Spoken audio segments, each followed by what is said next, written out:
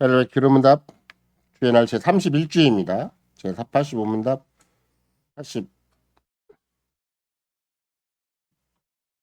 83문답 84문답입니다.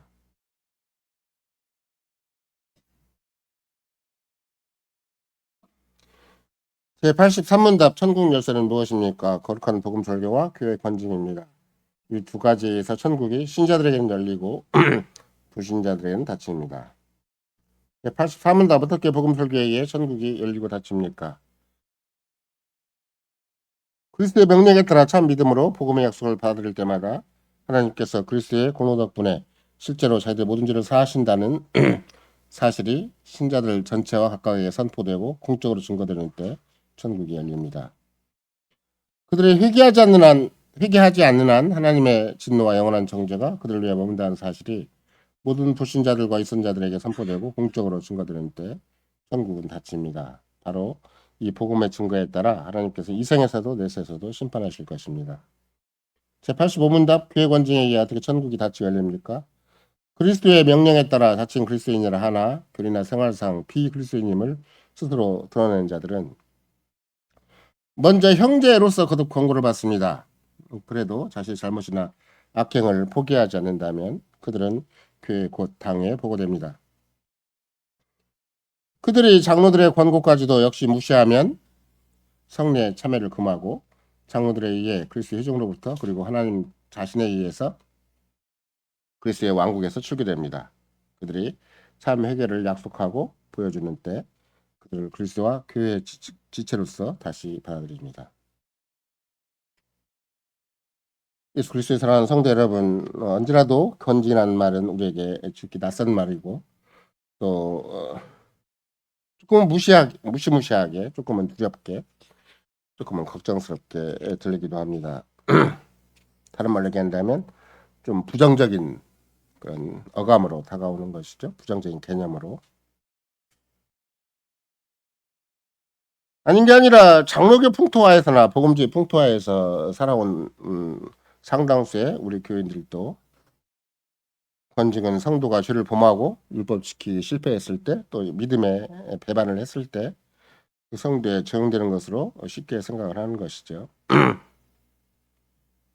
심지어 이제 교회 권징이 일반 복음주의 여건에서는 어디까지 생각이 되는 것인가? 그러면 왜 교회가 사생활에 간섭하느냐? 뭐 이렇게까지도 생각을 할 수가 있고 그 사람이 가지고 있는 삶의 또 고유하고 또 약간의 프라이빗한 그런 생활 자체가 그렇게 막 공적으로 확인돼 가지고 그렇게 교회적인 간섭 또는 당의 간섭을 꼭 받아야 되는 것인가? 그러면 누가 교회를 다니겠는가?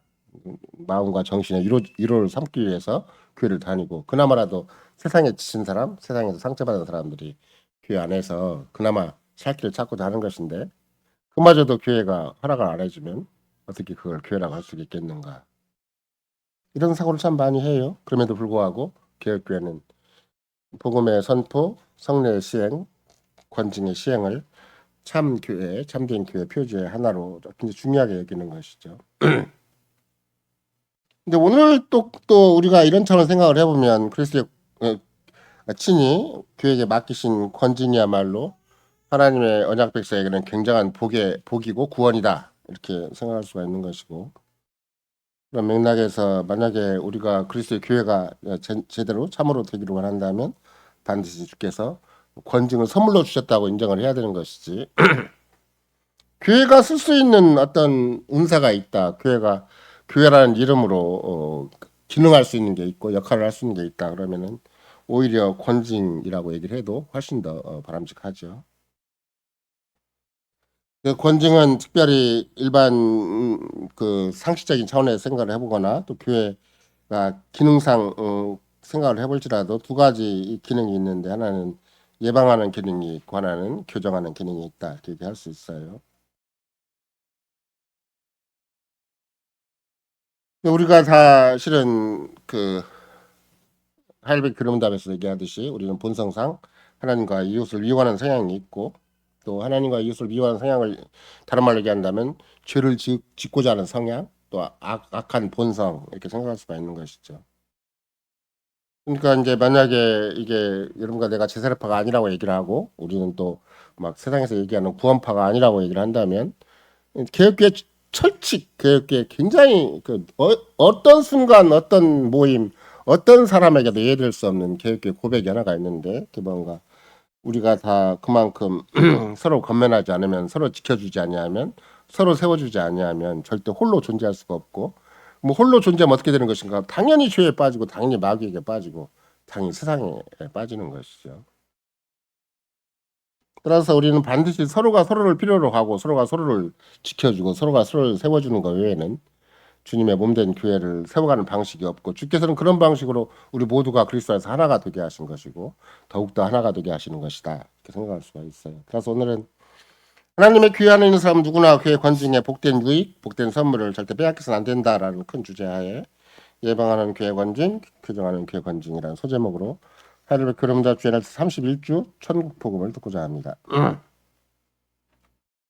과거에도 늘 말씀드린 것처럼 실은 그 의외로 권직이라는 말, 디스플린이라는 말은 디사이플이라는 똑같은 거의 같은 어원이죠. 같은 어간을 가지고 있는데 그게 디사이플은 제자라는 말이고 디스플린은 실은 권직이라는 말이죠.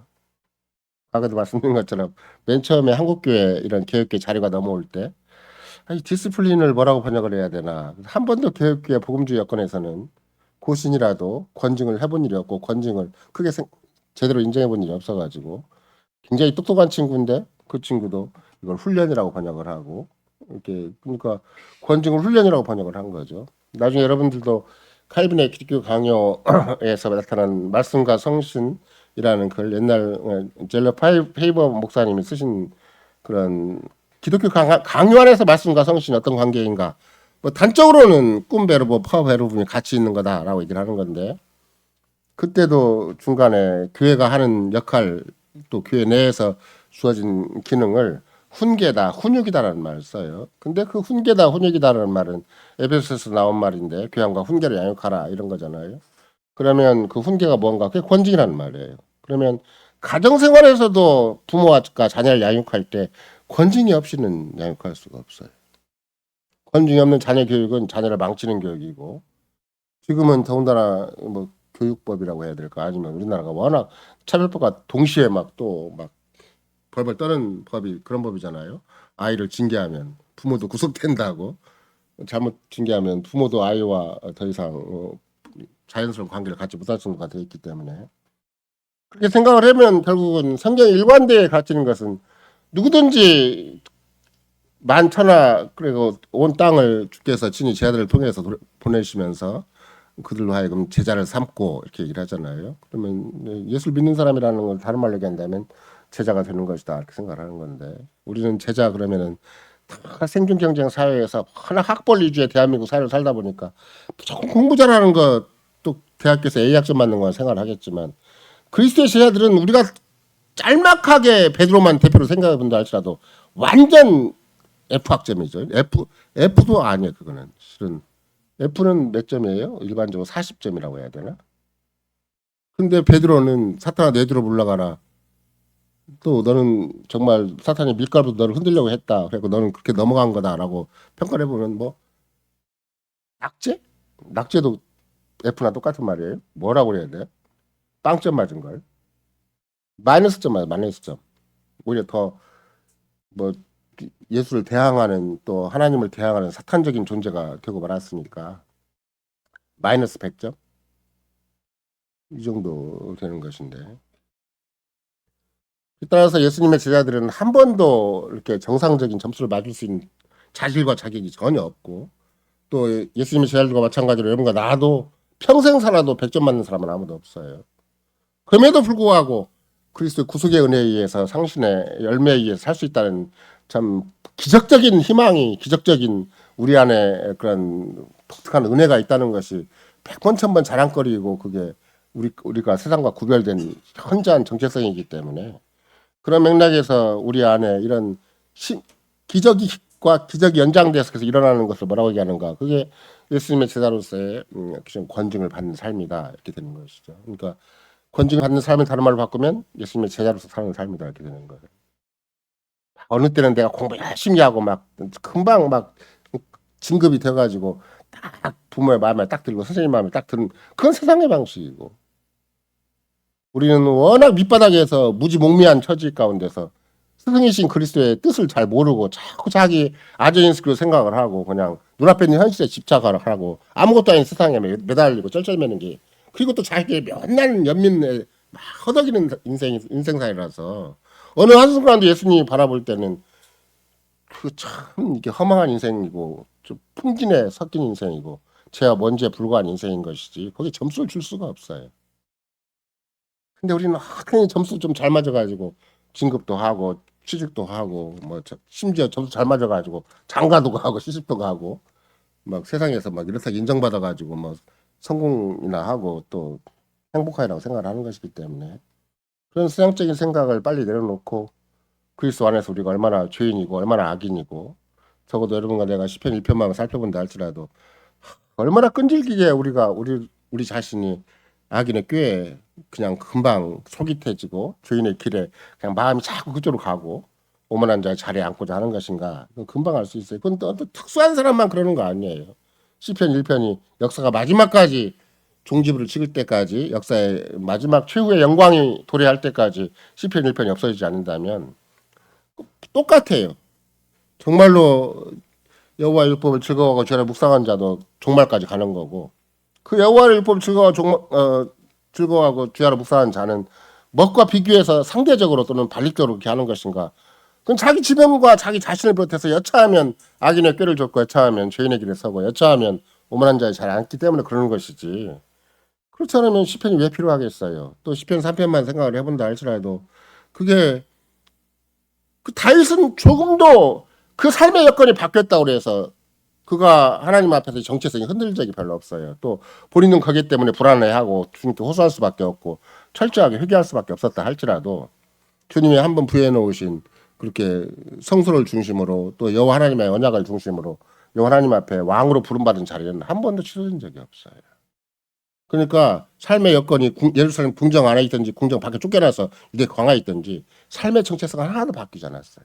그걸 다시 신뢰하는 거예요. 여러분과도 마찬가지예요. 삶의 유형이 좀 바뀌었다고 막 우리 정체성이 달라지는 것은 세상 사람이고 세상은 돈만 없어도 조금 직책만 조금 낮아져도 세상 사람 옆에 인간관계만 조금 흔들려도 막 하덕없이 인생 전체가 무너지는 것이겠지만 우리 인생은 우리의 몸과 영혼이 그리스도에 속한 인생이기 때문에 그리스도가 우리를 포기하지 않는 한 그리스도가 우리 스스로 뭔가 당신의 입장을 바꾸지 않는 한 절대 안 바뀌는 게 우리의 신분이라서 그냥 우리가 좀 고생한다고 우리가 조금 문제가 있다고 우리가 조금 심지어 죄를 짓는다고 우리 신분이 달라지는 거 안 그래요. 심지어 권징이라는 것은 아까 예방적인 권징, 부정적인 권징이 있다고 얘기를 하듯이 주님이 충분히 기회와 여건을 주셔서 반드시 끝까지 성신께서 우리에서 떠나지 않고 우리가 심각한 죄를 범해가지고 하나님의 은총에 대한 감각마저 상실한 때라 한다 할지라도 성신 떠나지 않는다 그러잖아요. 그러면 완악한 마음, 돌같이 굳은 마음이라도 기엽고 부드럽게 만드시고 회개하는 마음이 되게 하셔서 우리로 하여금 반드시 그리스도 앞에 부름받은 우리의 보배로운 정체성, 아름답고 귀한 존귀한 정체성을 반드시 회복하게 하신다.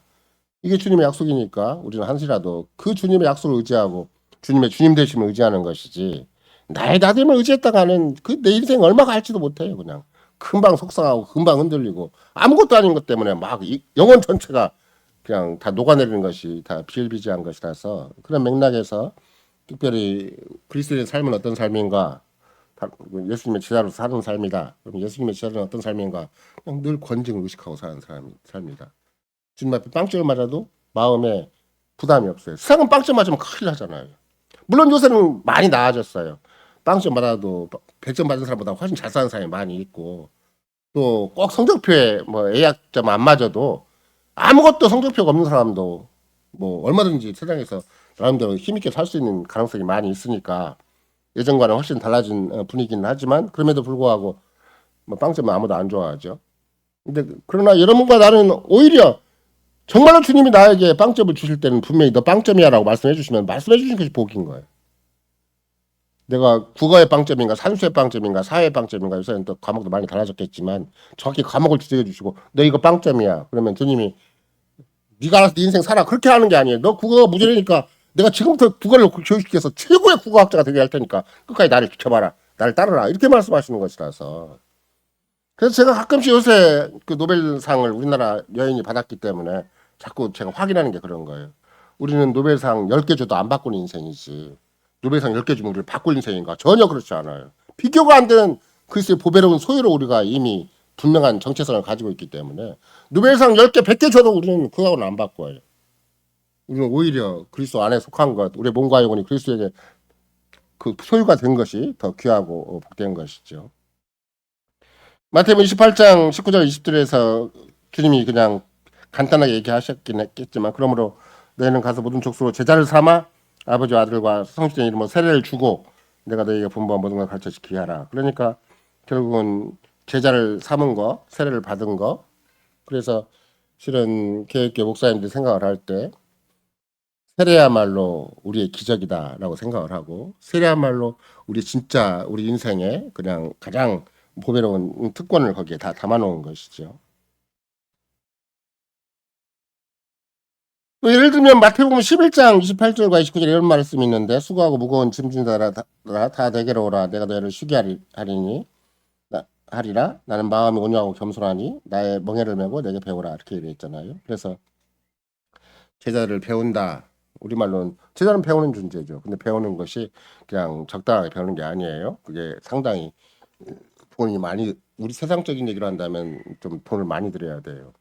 제가 그렇게 뭐 예를 들면 저희 집안 사람에게 보증을 서서 그냥 그 대가가 얼마였는가 뭐 평생 몇 억을 갚아나가는 시기예요. 평생. 그러니까 주님 앞에 배우는 과정이라는 게 몇 억대가 필요할 정도예요. 옛날에 저거 제가 몇십 년 전에만 하더라도 최 목사님이 교회 안에서 목회자를 세우는 것은 세상 군대에서 큰 장군을 하나 세우는 거와 똑같아서 그 40년대 30년대 1억이 필요하다고 그랬는데 제가 지금까지 살아온 걸 보니까 저희가 여기까지 오는데도 몇 억이 들어갔어요. 그걸 주님이 다 삭감해주고 그러니까 적당히 여기까지 살아온 것이지 빚 청산하는 것만 하더라도 몇 억이 들어가는 거예요.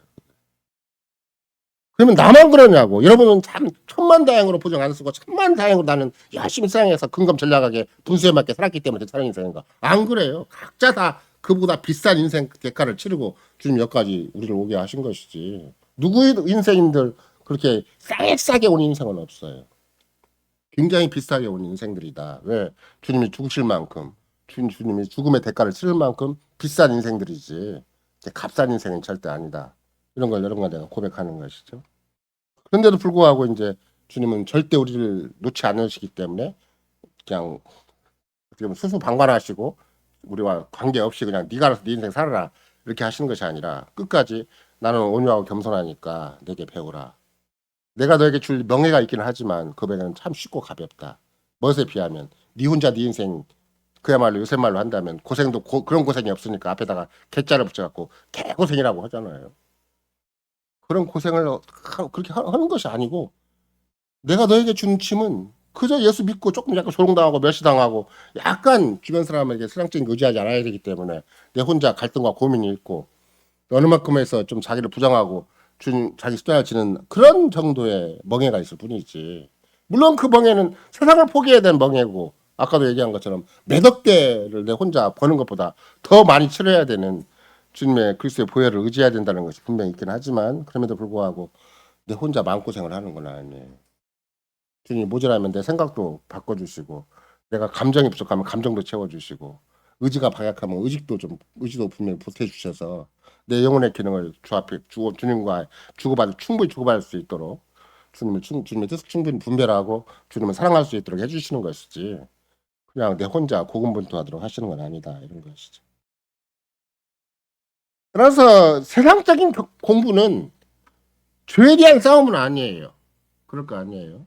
세상적인 공부는 막 서로 주고받는 막 1점, 2점, 3점 최근에도 연세대인가 어딘가 또 뭐 시험지가 노출돼 가지고 뭐 저쪽 해갖고 지금 복잡 미묘하잖아요. 무슨 학생 전체가 막 재판을 건다 안 건다 별 얘기 다 했는데 우리는 죄에 대한 싸움이에요. 우리의 시험이들 죄에 대한 싸움이고 마귀에 대한 싸움이고 세상에 대한 싸움이다. 그러니까 이 싸움이 내가 온몸으로 온 영혼으로 익히지 아니하면 극복할 수 없는 싸움이에요. 그러니까 주님은 우리로 하여금 끊임없이 연단을 받는 또는 훈육을 받고 훈계를 받는 권징을 받는 사람을 이 땅에 세우시지만 권징 자체가 얼마나 큰 복인가. 그렇죠. 제가 최근에도 뭐 오전도 광고를 드렸지만 고지수 목사님이 이제 작년에 돌아가셨으니까 76세에 돌아가셨다고 한다면 그분이 40대 초반에 대한민국에 와서 어떤 강의를 했는데 지금은 제가 거꾸로 그분이 한국에 남겨놓은 자료 때문에 또 그분과 버금가는 분들이 한국에 와서 열심히 강의를 해놓은 것 덕분에 지금은 제가 굉장히 성실한 학생이 되기도 하고 또 거꾸로 생각한다면 이렇게 성실하게 공부를 하는 건데도 불구하고 마치 제가 박사학위를 여러 개 받는 느낌이 들어요. 고예수 목사님 박사학위를 나한테 주신 것 같은 느낌이 들고 깜베스 목사님이 박사학위 논문인데 그 박사학위 버금가는 이상가는 박사학위를 키워낸 그런 작품을 나한테 주셔서 내가 박사학위 받은 것 같고 뭐 다른 분도 다 마찬가지예요. 다 박사들이에요. 야곱한 브루컨도 그분도 내노라하는 참 신약학자로서 전 세계 각 충분히 개혁기를 대표할 만한 분인데도 불구하고 그분의 글을 우리한테 주셨다는 것은 그것도 그냥 어설픈 글이 아니에요. 전부 박사학위에 버금가는 글들이에요. 이렇게 수많은 사람의 박사학위를 어느 한 사람에게 준다고 생각을 해보세요. 우리는 김원정 목사님이 적어도 음악 박사고 또 뭐 신학 사회사분으로 해가지고 어떤 신학 박사가 되기도 했다고 하지만 그 비교가 안 되는 정통적인 박사학위, 정말로 하나님의 나라에 쓸모가 있고 하나님의 교회에 쓸모가 있는 박사학위를 제가 한 10개쯤 받았다고 생각을 해보세요. 근데 그 이상이에요. 주님이 주신 은혜는. 그러니까 주께서 여러분과 나에게 그러면 나에게만 필요해서 그런 걸 주셨는가? 그런 건 아니에요. 자유계획에 속한 자들을 또는 역사적인 보편의 그리스도의 교회를 위해서 주님께 주신 것인 만큼 그런 맥락에서 맨날 죄와 싸우고 세상과 싸우고 마귀와 싸우는 것 그것이 현찮고 그거 하나만 하고 난 돈 버는 싸움을 좀 해야 되는데 돈 버는 싸움을 해야 되는데 그런 말이 아니에요. 그 세상하고 싸우면 끝나요. 그거는 돈 안 벌어도 되고 공부 잘 안 해도 되고 심지어 그렇게 세상에서 내놓으라는 인생 안 돼도 돼요. 주님께만 신실하면 충분히 막 부모는 그게 자식이 공부 못하면 짤짤했잖아요. 막 저렇게 인생 살아갖고 어떻게 돈 벌이나 하고 이게 입가름이나 하고 살까 싶어갖고 쩔쩔매는 거잖아요. 근데 주를 믿고 의지하는 건 절대 그렇지 않아요. 그리스도가 한번 당시에 소요 삼은 자에게 몸과 영혼이 당신을 철저히 속했다 그런다면 몸을 위해서나 영혼을 위해서나 충분히 공급해 주시고 그럴 만한 전능한 능력이 그분에게 다 있는 것이지 그거 능력이 없어가지고 우리가 그냥 세상의 교육 체제에 매여야 되고 세상의 경제 체제에 매여야 되고 세상에 여러 가지 눈에 보이는 현상에 매여야 되는 게 절대 아니에요. 이런 맥락에 생각을 해본다면 우리는 그리스도 안에서 끝까지 학생으로서 글쎄 생도로서 글쎄 제자로서 배우는 과정이 필수적이고 그게 우리의 생명이고 그게 우리의 구원이지 권징이라는 말 썼다고 해서 조금 잘못한 거 좀 고쳐주는 거 그 정도가 아니에요. 우리는 권징 자체가 구원이구나. 권징 자체가 생명이구나. 그것이 아니면 우리의 죄와 세상과 마귀가 우리도 모르게 딱 넘어간다. 이런 거예요. 오전 시간에 말씀드린 두 부류가 있었잖아요. 하나는 무수한 하나님의 백성인데도 불구하고 암이라는 히브리어를 써서 하나님의 약백성인데도 불구하고 무수한 사람들이 있는가 하면 주께서 정확하게 너는 내 거다라고 하는 그 백성이 따로 있는 거라고. 그러면 실제적으로 이런 거 나도 살아계신 주님으로부터 너는 내 거다라고 확인을 받는 것이 더 중요한 것이지. 무수한 삶 속에서 서로 의지하고 살아봤자 거기 아무리 여론이 수렴되고 거기서 그 세계 안에서 좀 똑똑한 척하고 그 세계 안에서 압살롬처럼 리더십을 가진다 한들 그 주님이 인정해 주시겠냐고. 그러니까 궁극적으로는 우리의 삶의 현장도 이 기름 부음 받은 자로서 주님께서 우리에게 주신 것이 정말로 필수적일 뿐만 아니라 그게 영원히 흔들릴 수 없는 것들이 자꾸 확인될 수가 있을 때 그게 지식이 됐든 그게 먹고 사는 문제가 됐든 아니면 여러 가지 몸과 영혼에 관한 어떤 문제라 한다 할지라도 주께서는 그 모든 걸 완벽하게 구속하시고 완벽하게 구원하시고 완벽하게 당신 소유로 삼으시는 것이다. 이걸 알도록 하기 위해서 계속 우리 안에 의심과 불안과 어떤 불평 있는 것들을 끊임없이 씻어내는 것 그것이 이제 좀 권징이라는 말을 쓰는 것이고 그래서 그만큼 아프기도 하고 괴롭기도 하고 힘들기도 하고 그것이 힘드는 것이지 당장 주님이 약속하신 건 흔들려서 문제가 되는 건 아니에요. 우리는 세상에서 열심히 산다 그래도 어떤 경우는 결정적으로 그런 삶의 위기가 오고 경쟁상의 어떤 더 치열함이 왔을 때는 자기도 속수무책이 되는 것이죠. 그러나 주께서는 나의 인생이 내 손에 달리고 내 노력에 달리고 내 마음에 달리고 내 인생 자체에 이렇게 매인 것이 아니라 주님이 친히 당신의 소유로 삼으신 것이다. 그러니까 우리는 우리의 삶의 모든 현장이 주님의 학교다. 주님의 교육기관이 되는 것이죠. 따라서 여러분과 나는 벨직 신앙고백서 가는 것처럼 우리는 죽을 때까지 그리스도의 생들로서 사는 것에 만족해야 되는 것이지. 나는 이제 공부 끝났어. 그러니까 드디어 이제 내가 알아서 내 인생 살아야 돼. 이런 부분 절대 없어요. 따라서 권직이라는 것은 계속되어야 하는 일이고 끝이 없는 것을 권직이라고 얘기하는 것이지. 이게 어느 단계 가면 졸업해야 되는 법은 없어요. 예수님의 학교, 예수님의 생도로서는 졸업이 없어요. 입학은 있죠. 입학은 세례라는 게 있어서 정확하게 그 입학식이 굉장히 확고부동하기 때문에 입학이 졸업을 결정을 해요. 근데 절대 졸업은 없어요. 끝까지 그리스도께서는 우리의 위대한 선지자로서, 위대한 교사로서, 스승으로서 그 책임을 다하신다. 세상 교사는 일정 시간 되면 피교육자도 마찬가지고 교육자도 마찬가지고 한계가 딱 금이 그어지잖아요. 얼마나 대단해서 막 평생 교사가 되는 법은 없잖아요. 근데 그리스도는 영원 무궁토록 우리의 교사, 우리의 스승, 우리의 선지자가 되신다. 그러니까 한 번도 그 교사는 실패하지 않아요. 세상 교사는 뭐 어느 한계가 되면 그만둬야 돼요. 자기 능력의 한계도 있고 또 학생의 한계도 있기 때문에. 근데 그리스도가 스승이시고 선지자이시고 우리 교사일 때는 절대 어떤 뭐 중간에 어느 단계가 있거나 어느 중간에 포기가 없어요. 결국은 우리는 우리 생애의 본질적인 의미가 무엇인가, 이 땅에 왜 존재하는가, 뭘 위해 존재하는가, 어디로 와서 어디로 가는 것인가, 인생의 본연의 본질적인 질문과 해답을 위해서 주께서는 지금도 교회 안에 우리를 계속 우리의 모든 영혼을 아주 최상으로 움직이게 해주신다. 무엇보다도 교회 안에 이런 특별히 직분자로서의 기능도 주시고 또 왕 제사장 선자로서의 그런 복된 사명도 주셔서 우리와 하여금 끊임없이 그리스도의 생대로서 그리스도의 제자로서 이 땅을 살게 하신다. 이것이 권징이 가지는 가장 본질적이고 핵심적인 의미라는 것이죠. 우리가 벨직상고백서 28항도 신자가 모든 다른 신자들과 똑같이 교회 연합해야 될 의무와 책임이 있다고 얘기를 하잖아요. 근데 거기에 벨직상고백서 228항에 보면은 그 연합할 책임을 할 때 우리는 가만히 있으면 연합이 되는 것인가? 그렇지 않아요. 다른 성도를, 다른 형제 자매를 세우는 일에 자기의 모든 은사를 활용하는 그런 일을 해야 하도록 되어 있는 것이죠. 그러니까 이런 새로운 언약 공동체, 새로운 믿음의 공동체, 새로운 권징의 공동체, 새로운 예수의 공동체를 위해서 자기 역할을 충분히 감당하는 것이 진짜 이 땅에 살아가는 진짜 존재 가치고 존재 의미가 되는 것이죠. 이런 맥락에서 특별히 여러분과 내가 좀 마태복음 18장에서 얘기할 때 그럼에도 불구하고 마귀의 끊임없는 공격이 있고 자신의 참 무지무미한 연약함도 있고 또 세상에 강렬한 유혹도 있는 것이다. 그러니까 그런 맥락에서는 주께서 마태복음 18장에서 교회가 마태복음 16장에서 설립됐다고 한다면 또 교회가 천국의 열쇠를 가졌다고 한다면 천국의 열쇠가 어떻게 작동되는가 그것이 이제 마태복음 18장에서 얘기하는 것이고 그 천국의 열쇠가 작동되는 원리가 그런 권징의 방식이다 이렇게 되는 것이죠.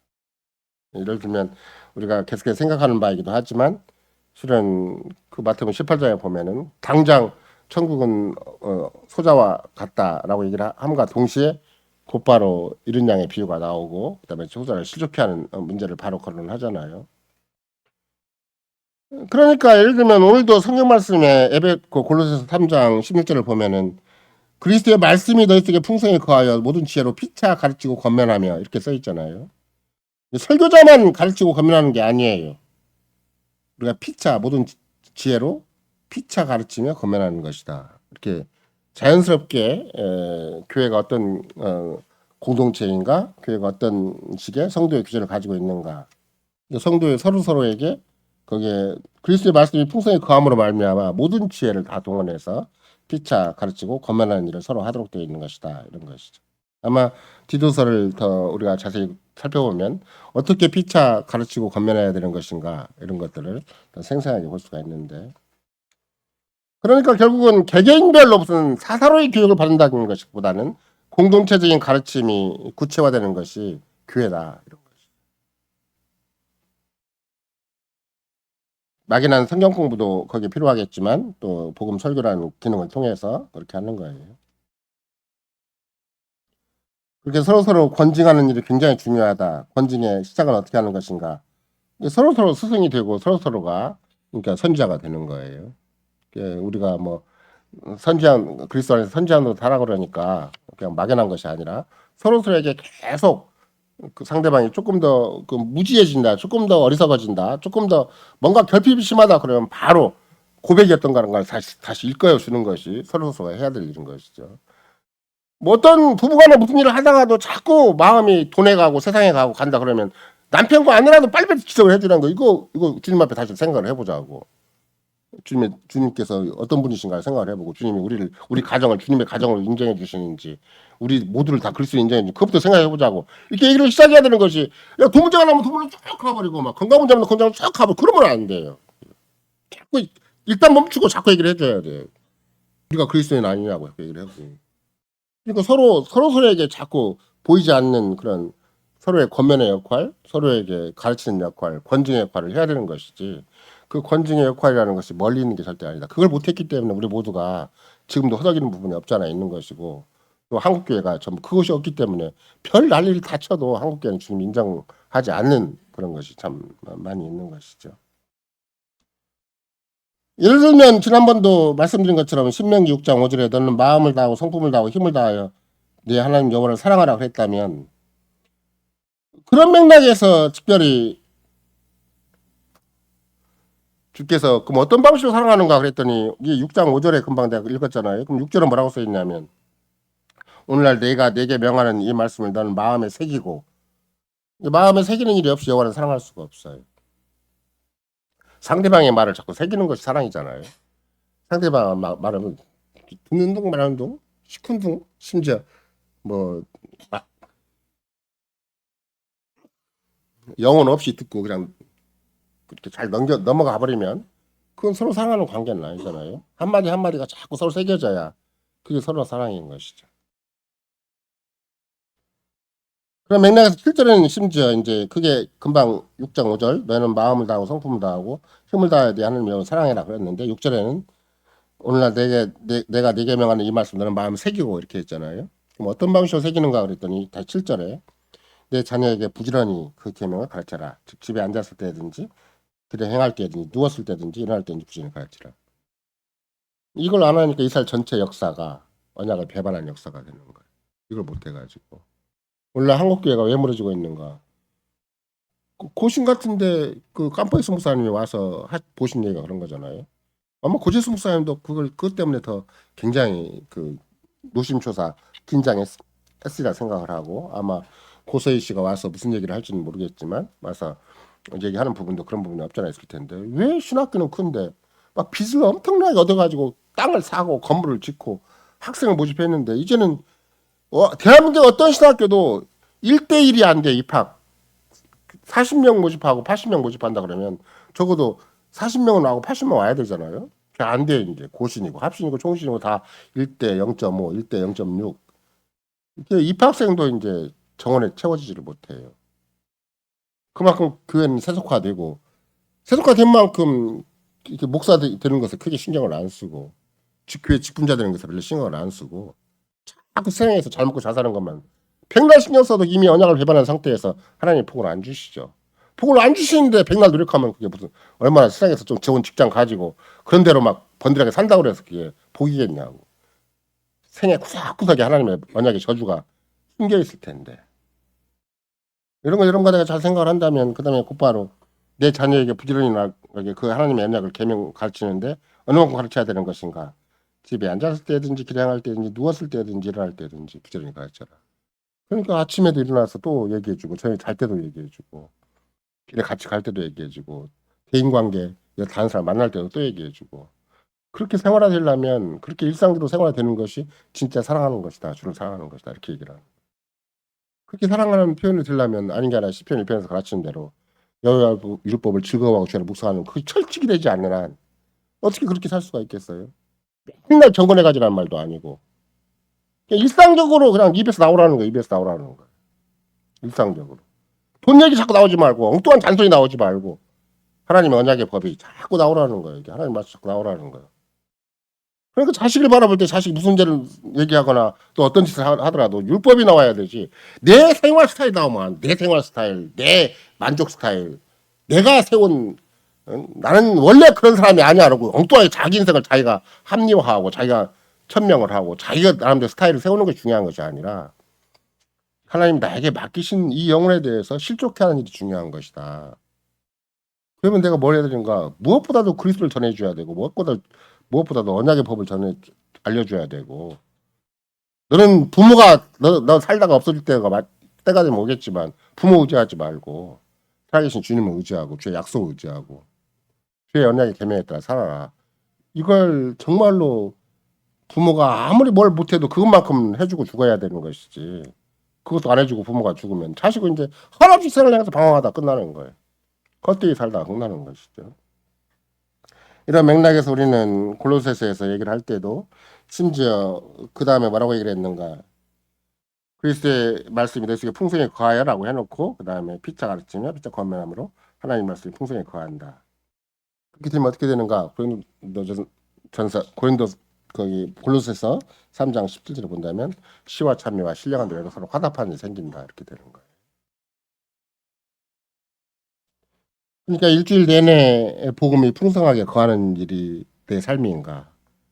아니면 세상에 막 쫓기고 허덕이고 막 직장에 매이고 막 이런 것이 내 인생인가를 잘 생각을 해보셔야 돼요. 복음이 풍성히 거해서 늘 내가 누구한테 할 말을 해줘야 되겠는데 라고. 근데 가까이에 반드시 자식이 있고 반드시 집안 식구가 있고 반드시 치유수토 안에 주님이 맡겨주신 나에게 맡겨주신 영혼들이 있을 텐데 그들을 향해서 일관되게 자꾸 얘기를 할 수 있도록 주님이 내 삶을 어떻든 복음 안에 더 신실하게 풍성하게 살게 해주시는 것이다. 따라서 하나님 말씀이 이렇게 얘기될 수 있으려면 내 안에 먼저 풍성히 거하는 게 굉장히 중요하다 이런 것이죠. 따라서 이런 일이 계속 되잖아요. 그러면 자연스럽게 효과가 나는 게 뭔가 함부로 세상 걸 취하려고 하거나 함부로 죄된 삶을 살려고 한다거나 함부로 헛되이 살려고 하질 않아. 주님을 의식하는 게 주님을 경외하고 두려워하는 것이 얼마나 중요한 것인가. 또 주님의 약속이 큰 것이지 세상에서 공부 잘하고 막 돈도 많이 버는 게 중요한 것이 아니다. 주님을 의지하면 주님이 때가 되면 분명히 챙겨주시는데 자기가 열심히 돈을 벌고 막 정해놓잖아요. 주님 빼가버려요. 이제 딱 빼가고 빈타지만 되게 만들어요. 우리는 막 저축해놓으면 다 내 것 같고 돈 벌어놓으면 다 내 것 같으죠. 안 그래요. 건강으로 아파도 빼가고 집안에 문제가 있어 빼가고 저처럼 뭐 이렇게 좀 아무리 성실 살려고 그래도 이것저것 다 빼가버려요. 그리고 거꾸로 막 빚더미에 쪄들려가지고 평생에 허덕이다 끝날 수도 있는 것이죠. 그러니까 우리가 어떤 인생을 우리 스스로 갖고 명령하고 그야말로 고군분투해 사는 것이 중요한 것이 아니라 어떻든지 주님의 약속이 무엇이고 주님의 은혜가 무엇이고 주님을 사랑하고 주님을 섬기는 것이 무엇인가를 더 깊이 가르쳐 주는 것이 진짜 이 땅에서 우리가 살아있는 동안 할 일이다 이런 것이죠. 죄를 범한 후에도 주께서는 우리로 하여금 살 길을 분명히 주신다. 그러니까 죄를 범하면 끝장나는 것이 아니라 세상에서 실패하면 끝나는 것이 아니에요. 그냥 그것이 내가 어떻든 주님과 상관없이 내 인생을 살아서 인생을 그야말로 하나님이 약속하신 기업을 다 빼앗겨버리고 혼자 빈털터리 인생이 됐다 한다 할지라도 진짜 중요한 건 무엇인가? 내가 돈을 다시 모아서 직장을 다시 잡아서 뭐 그렇게 회복하는 게 중요한 것이 아니라 주님 앞에 회개하고 주님 내가 내 인생을 잘못 살아서 이렇게 인생을 방만하게 경영함으로 말미암아 이제는 하나님이 주신 최소한의 기업마저도 또 주님이 약속하신 그 풍성한 그런 상속분마저도 다 날려버리고 세상에서 아무짝도 쓸모없는 빈털터리가 되어 있는데 지금 내가 어떻게 해야 됩니까? 그러면 주께서는 집 나간 아들이 다시 돌이키도록 은혜를 주시듯이 내가 하늘아버지께 죄를 지었구나. 부모한테 조금 좀 자기 인생 앞에 조금 불성실했다 이런 정도가 아니에요. 상자의 비유만 보더라도 내가 하늘아버지께 죄를 지었구나. 내 집에는 그렇게 저 정도 풍성하게 살아가는데 그 나라에는 전혀 부족함이 없이 살아가는 건데 어쩌다가 이 쌍구석이 탐나가지고 한번 내가 내 마음대로 내 인생을 살려고 했는데 돼지가 먹는 쥐염염에도 내가 쩔쩔매는 인생이 되고 말았구나 이런 것이죠. 돈 바라고 살고 세상에 조건 바라고 사는 것이 얼마나 아름다운 인생 같아도 아까도 오전에 말씀드렸지만 세상 사람들이나 심지어 아까도 똑같은 하나님의 언약 백성인데 수많은 무리 속에 섞여서 그냥 자기가 감춰서 살아가는 사람이 있는가 하면 정확히 주님의 소유로서 살아가는 사람이 있다고 그랬잖아요. 그러면 둘 중 하나인 거예요. 그렇게 적당한 거짓말, 적당히 그리스도 없는 그런 세상의 논리, 세상의 철학, 세상의 방문론을 가지고 사는 사람이 있는가 하면 철저하게 그리스도적인 삶을 살아가는 사람, 철저하게 구속의 은혜 가운데 사는 사람, 철저하게 그 신앙 고백으로만 현실을 가름하는 사람이 있을 수가 있는 거예요. 근데 그런 사람이 3천 년 전에도 있었고 역사 대대로 있었던 것이다. 이런 거죠. 야말 어떻든 악인의 꾀가 하도 다양하고 주인의 길이 하도 거기에 막 강력하게 세상에서 이것이 인생길이다. 이것이 행복의 길이고 이것이 자기들 나름대로 구원의 길이라고 제시를 하니까 그 잘못되고 거짓된 거기에 휩쓸려 가지고 자기도 모르게 그냥 그것이 여기다 자기 인생 자기 젊음과 인생을 다 걸어버리는 거예요. 그거 나중에 살다 보면 이제 인생이 얼마나 헛된 것인가를 알게 되고 이거 참 인생이 허망한 것이구나 알게 되는 것이죠. 주께서는 반드시 주께 속한 자들은 주님이 아니면 어떤 것에 의해서도 마음이 흔들리지 않도록 또 마음이 빼앗기지 않도록 인생 자체가 낭비나 소모가 되지 않도록 우리를 인도하시는 것이다. 이걸 생각할 수가 있는 것이죠. 따라서 교회가 어떤 직분자를 세우고 교회적인 성도의 교제를 해나갈 때 진짜 중요한 건 무엇인가? 이 상대를 바라보면 자꾸 문제가 보여야 돼. 안 보이는 게 아니라 문제가 보이는데 그 보이는 문제 속에서 막 다짜고짜 막 지적질이라고 해야 되나 아니면 판단질이라고 해야 되나 아니면 마치 나는 너보다 나은데라고 그런 말 하는 게 아니에요. 우리 모두가 다 서로가 서로의 문제를 보게 만든 만큼 주께서 이 문제를 위해서 상호 건증이 필요하고 이런 문제를 위해서 서로 지켜주고 세워주는 일이 필요하다고. 그래서 이걸 서로 선자로서 주고받고 교사로서 주고받고 그러지 않는 한 우리도 모르는 사이에 우리 생각과 마음은 하나씩 딴 데로 흘러가는 것이죠. 진짜 나는 복음에 의해서 속한 사람인가? 정말 그리스도에게 속한 사람인가? 정말로 하나님 언약 계명 안에 사는 사람인가를 자꾸 돌아볼 때 주께서는 한없이 묵상거리를 주시고 한없이 그 묵상 안에서 나의 존재감, 나의 정체성, 나의 자신감을 충분히 주시는 것이지. 우리 세상 공부는 막 혼자 알아서 다 끝까지 가름 다 해야 되잖아요. 자기는 시험 공부 잘했는데 또 시험 보면 뚝 떨어질 때도 많이 있는 거지. 근데 우리가 성경 공부를 하고 율법을 공부를 하고 주님 안에서 공부를 하고 주님의 생도가 되어 살면 안 그래요. 주님이 당시 영으로 충분히 우리 사정, 우리의 마음에 허겁지겁한 거, 우리 마음에 참 허망하게 짝이 없는 것을 다 깨닫게 하셔서 내 영혼으로 주님 앞에 충분히 연락될 수 있게 해주시는 것이 내 마음과 생각의 묵상이 다 연락되게 해주시고 다 기본 테이크를 할 수가 있는 것이지 무조건 혼자만 고군분투하다가 시험 볼 때만 탁 떨어지고 막 이러는 게 아니에요. 일상생활에서 주님과 충분한 교제가 가능하다. 또 주께서는 우리의 진짜 인생을 낭비 없이 살고 세상에 속아서 살지 않고 또 온갖 거짓과 헛된 철학에 넘어가지 않고 사는 방식으로 우리에게 언약의 법에 매이게 하시고 언약의 말씀에 매이게 하시고 생명의 양식을 공급받게 하시는 것이다. 이걸 알 수가 있는 것이죠. 그래서 우리는 우리의 삶에 어떤 그런 누추한 삶, 좀 어떻게 보면 육 앞에서 좀 창피를 당하고 조금 초라하고 조금 세상 앞에 인정받지 못하는 삶을 막 부끄러워하고 그걸 힘들어하는 것이 아니라 그게 그렇게 되면 어떻게 되겠어요? 그게 이제 복음을 부끄러워하는 삶이 되는 거예요. 세상적인 거 자꾸 추구하거나 인간적인 거 추구하잖아. 그럼 당연히 복음이 부끄러워지는 거예요. 반대로 복음 안에는 하나님의 큰 구원이 언제든지 나타나 있다. 그러면 하나님께서는 그리스도 안에서 우리에게 충분히 내가 내 인생 몸과 영혼의 모든 것을 내 것으로 삼았고 사사건건 우리에게 주어진 모든 상황과 처지 가운데서도 당신의 보배로운 은혜 가운데서 살도록 하시는 것이 당신의 뜻이기 때문에 우리로 하여금 네가 이 문제 앞에서 네 인생이 무엇인가를 재확인하게 만들고 이런 상황과 처지 가운데서 너와 나 사이는 누구인가 이런 걸 재확인하게 만들어서 우리로 하여금 얼마든지 주를 의지하는 것이 진짜 생명의 삶이고 그것이 최고의 지혜의 삶이고 그것이 진짜 주님 앞에 가장 복된 삶이다. 그걸 확인할 수 있게 해주시는 것이죠. 따라서 어떻든지 이런 거 나는 이 복음 설교를 통해서 무엇보다도 주님이 우리에게 주신 요구하시는 바가 무엇인가 복음에 합당한 삶인가 이걸 요구하시는 거예요. 복음에 합당한 삶인가 정말로 구속의 은혜를 의지하는 것인가 정말 그리스도의 몸과 영혼이 그리스도에게 속한 자로서 내게 주어진 사사건건을 그렇게 가름해 나가는 것인가. 그냥 돌이키면 어떻게 된다고요? 주님이 굉장히 기뻐하신다고. 주님은 이 죄악 세상 가운데 이 험한 정말로 눈코 뜰 새 없이 막 세상이 우리를 코백하듯이 베가버리고 마귀가 어떻게든지 우리를 노력해갖고 우리의 믿음을 넘어뜨리려고 하고 그리스도 관계없이 살려고 하고 그런 험악한 영적인 치열한 싸움의 현장에서 주님이 진짜 기뻐하시는 거 뭔가 그걸 뚫고 나왔구나. 그걸 이기고 나왔구나. 네가 네 자신의 잘난 거, 네 자신을 의지하지 않고 이렇게 주님만 의지하고 주님의 약속을 의지하고 믿음으로 나왔구나. 이것만 보시고도 주님은 하늘의 천사들과 함께 기뻐하신다. 이게 이른 양착이잖아요. 또 권증을 우리가 시행했을 때 주께서 우리 권증을 받아주셔서 아무리 최소한의 두세 사람이 있다 할지라도 그런 관계가 되기만 하면 반드시 내와 너와 함께한다. 그게 약속이에요. 뭐 교회 개척을 하는 말이 아니잖아요. 서로 권유하는 관계가 있기만 하면 서로가 사랑하는 거고 주님이 기뻐하시는 것이다. 주님은 그 모임에 그 기도에 그 관계에 반드시 함께 해주시겠다. 그러면 이렇게 생각이 되는 거예요. 이제 부부간에 서로 살고 있는데 권유하는 관계가 되기만 하면 그 가정이 끝까지 함께 해주시겠다는 거예요. 그렇게 되는 거죠. 이제 부모와 자식 간에 세 명만 있어도 그 권유하는 관계에 있다. 그럼 반드시 주님이 함께 해주시겠다. 이런 약속과 다름이 없어요.